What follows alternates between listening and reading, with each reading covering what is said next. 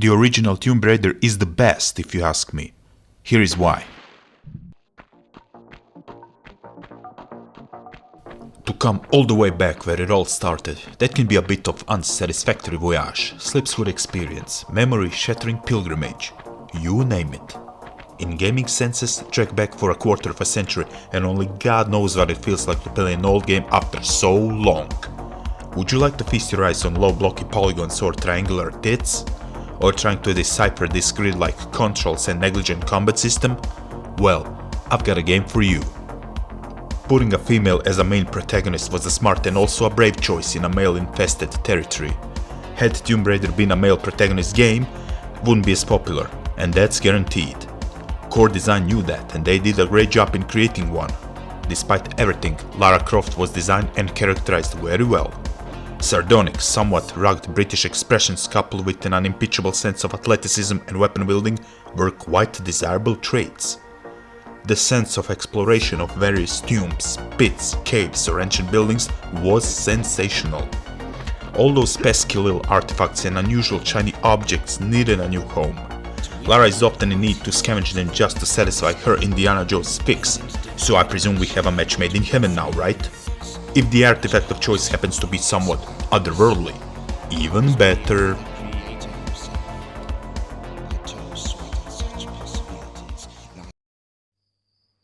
Poor little snake wandering around Los Alamos, New Mexico cannot even be in peace amongst the rocks without some stupid nuclear weapons test disrupting it. The detonation was of course so severe that it sent some unknown object right into the air so it could shove itself to the ground in front of us. This all helped this object to unlock itself and reveal some apparently cryogenically frozen, unusual humanoid. I think this isn't mentioned anywhere, but these events probably happened during Second World War. And now, we're going to Calcutta, to the present day, where Lara sits casually in the lounge of Imperial Hotel. She's been approached by Larson in a cheesy manner who reveals a laptop with our favorite blonde Jacqueline Natla on it. This quickly improves to be silly banter British style, because that's a real Lara Croft for you, not this. Her crafting mildly sarcastic, vitriolic or even astringent sentences so casually like it's nothing brings joy to my mundane existence. Wrap it all up in a posh dialect and that's it, no more. Astonishing. Anyways, Natla wants to employ Lara by giving her info about something that might spark her interest in tomb raiding. There's a pesky little artifact called Cyan hidden inside the unfound tomb of Qualopec deep inside the snowy mountains of Peru, just waiting for someone to steal it. Sounds like a proper job, right? Lara's little smirk on the face says it all. Guided by some unnamed guide, she approaches the big stone door on one of the snow-infested hills in Peru. Upon opening the gate, a pack of wolves attack our unfortunate guide. Even though Lara was quick to draw the guns and send these bastards to eternal rest, our poor guide was also sent to the same pilgrimage to the purgatory. So, Lara is alone and goes inside the cave with the doors conveniently shutting behind her. Now it's time to go on an adventure! If you're gaming Methuselah like me, you know about the game called Prince of Persia.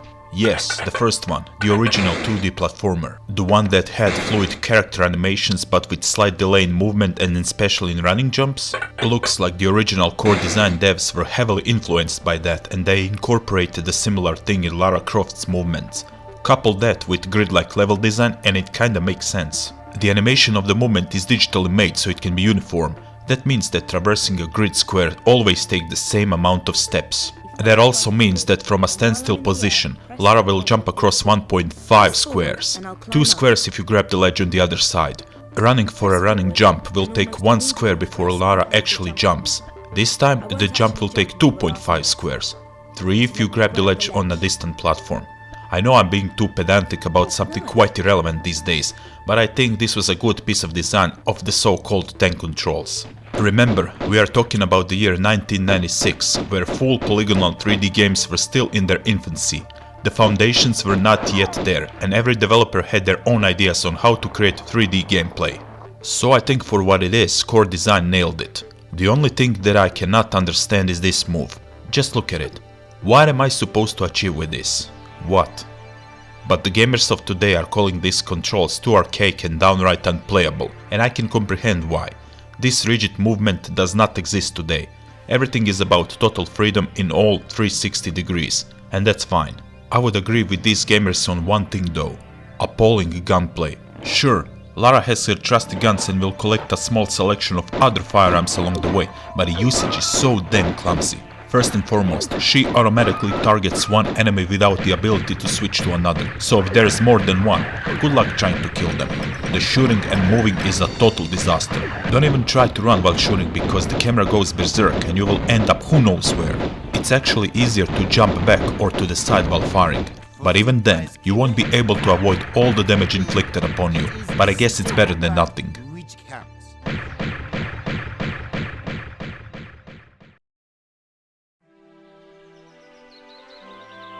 One of the cool things about the original Tomb Raider was the inclusion of Croft Manor level.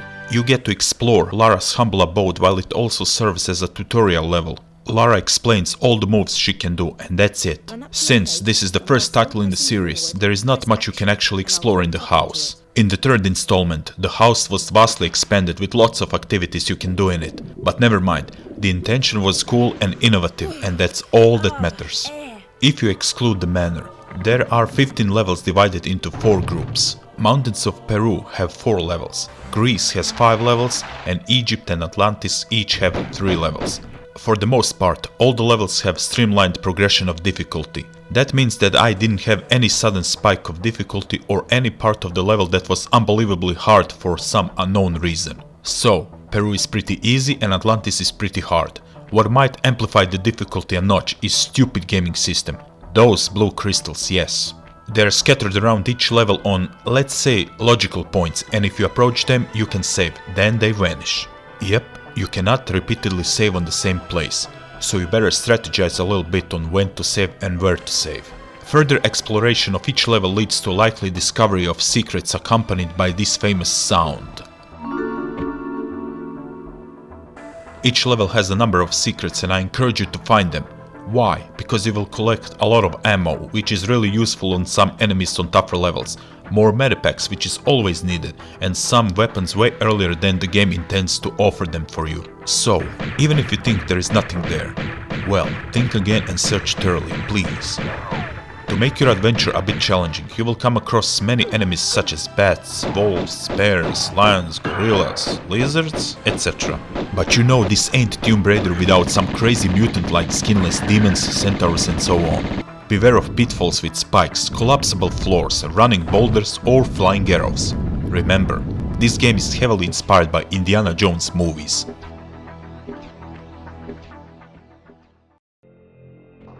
Now we come to the strongest point of the game. This is what the Tomb Raider is all about. Jumping on the platforms, trying to avoid pitfalls, spikes, various traps, volcanoes, you name it. The game has it all. It's always laughable how you pull a lever who knows where to open a door 10,000 miles away. Talk about convenience, huh? But that's Tomb Raider for you. And it's the same with keyholes. You search for the key that is lying who knows where. You find a keyhole on a totally different place, and door is half an hour away. So typical. But if you want some wild puzzles to solve along the way, you might be slightly disappointed. It all boils down to the simple stuff like pulling levers to adjust the platforms in the Tomb of Qualopec so you can progress further, or pulling the block to a designated spot to activate the door, or converting 3 lead bars into the golden ones in the Palace Midas. I remember that one as a kid when I was first playing the game. Took quite a while for my mental light bulb to shine on and realized that I actually need to make them golden. I was always accidentally killing Lara into making her a golden statue, which is one of the weirdest deaths in the game ever, or maybe even in the entire franchise. Yes, I know, this one is also weird, but you can only do it by inputting cheat code. But overall, I really like when I have to jump all around, when I have to climb who knows where to reach some seemingly unreachable place to find something. It's quite satisfactory. It's like when you see some upper paths in the Colosseum and you simply cannot reach them. You know that half an hour later, you will probably get there from a totally different perspective. Usually the levels are made to go linearly from point A to point B, but there are levels like the Lost Valley, the Colosseum or the Obelisk of Khamun where you can reach the end fairly quickly, but you have to collect several items beforehand. The order of collecting is up to you. I personally like the level named St. Francis Folly with these crazy rooms full of traps you need to clear to find keys. It's not always you get an unsuspecting Damocles sword falling right onto your head.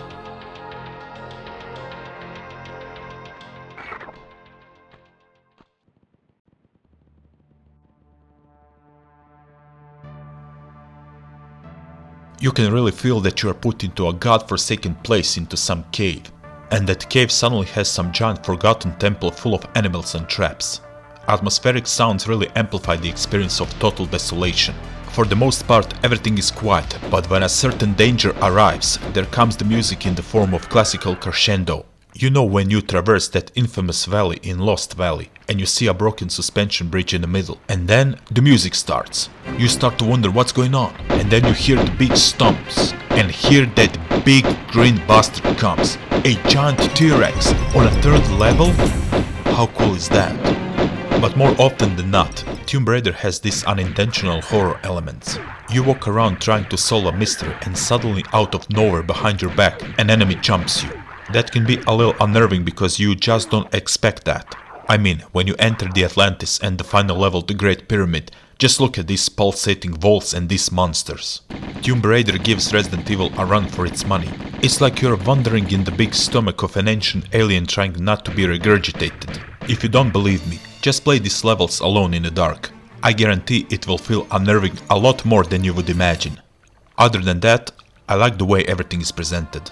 Like I said, it really feels like you're in the location all by yourself trying to scavenge whatever comes your way. It's not artificial by any means other than the architecture. I don't think the ancient people would be so athletic and jump the platforms every single day just to go, I don't know, grocery shopping? But hey, the game needs to be fun as well.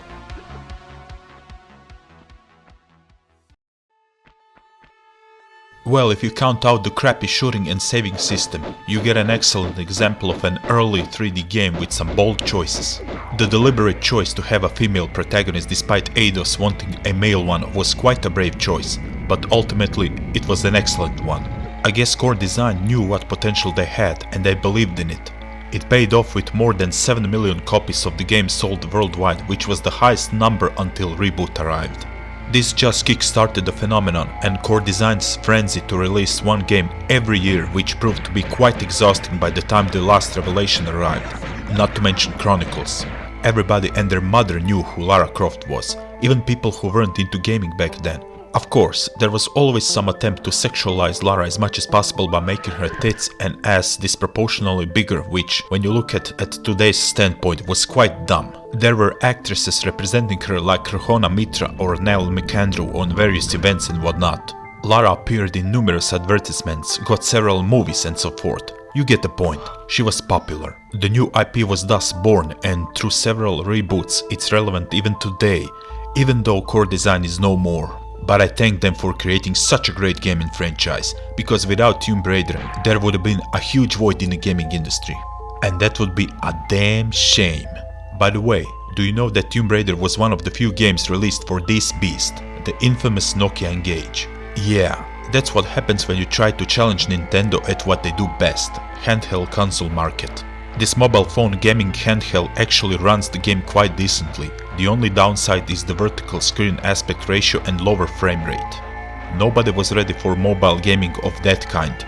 Not yet. But enough of the digression. It's time to wrap this up. If you want to check the origins of Lara Croft and don't mind the archaic nature of the early 3D games woven into it, you will like it. But if you can't handle it, there is an anniversary version which is great and more modern with Crystal Dynamics controls. By the way, again, do you know that there was a Core Designs version of Tomb Raider Anniversary in the making? Check out this alpha footage. Cool, right? So this is really the end. Thank you for watching, and if you like this video, give it a like, subscribe, make a comment, whatever. I will highly appreciate everything. So until next time, cheers!